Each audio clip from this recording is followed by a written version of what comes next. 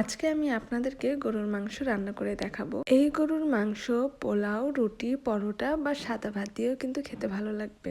এই রান্নাটা কিন্তু খুবই সহজ, ঘরে থাকা মশলা দিয়ে আপনারা রান্না করতে পারবেন। রান্না যেমন সহজ, খেতেও কিন্তু অনেক মজা হয়েছিল।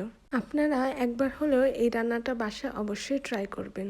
ভিডিও শুরুতে কিছু ক্লিপ রেকর্ড হয়নি, তাই আমি বলে দিচ্ছি এখানে আমি কি কি দিয়েছি। আমি এখানে গরুর মাংস নিয়েছি 1200 থেকে 1300 গ্রাম। এরপর ম্যারিনেট করার জন্য এখানে আমি দিয়েছি হলুদ গুঁড়া, মরিচ, ধনিয়া, জিরার গুঁড়া, জৈত্রিক জায়ফল, আদা রসুন, কালো গোলমরিচ, আস্ত গরম মশলা পাউডার আমি এখানে দিয়েছি 2 চা চামচের মতন। আমি এখানে টক দই দিয়েছি, কিছু আস্ত কাঁচামরিচ, আর সবচেয়ে ইম্পর্টেন্ট হচ্ছে এখানে আমি টমেটো সস ব্যবহার করেছি। এটা আপনারা একদমই স্কিপ করবেন না।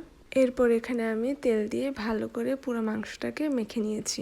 মেরিনেট করে আমি 1 ঘন্টার জন্য রেস্টে রেখে দিয়েছিলাম। 1 ঘন্টার পরে আমি চুলায় বসিয়ে দিয়েছি। এরপর আমি এখানে বেশি করে পেঁয়াজ দিয়ে দিয়েছি। এরপর আমি ঢাকনা দিয়ে ঢেকে দিয়েছি 30 মিনিটের জন্য। 30 মিনিট পর এসে দেখি মাংস থেকে অনেক পানি ছেড়েছে। পুরো রান্নাটা আমি লো টু মিডিয়াম হিটে করেছি। যেহেতু আমি গরুর মাংসে পানি ব্যবহার করব না, তাই পুরো রান্নাটা আমি অনেক সময় নিয়ে করেছি।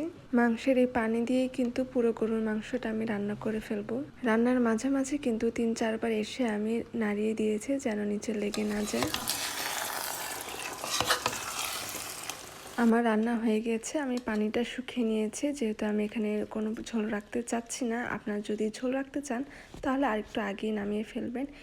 এই তো হয়ে গেল আমার গরুর মাংস রান্না। মাংসটা কিন্তু খুব ভালোভাবে সেদ্ধ হয়েছে। কেমন হয়েছে আমাকে অবশ্যই কমেন্ট করে জানাবেন।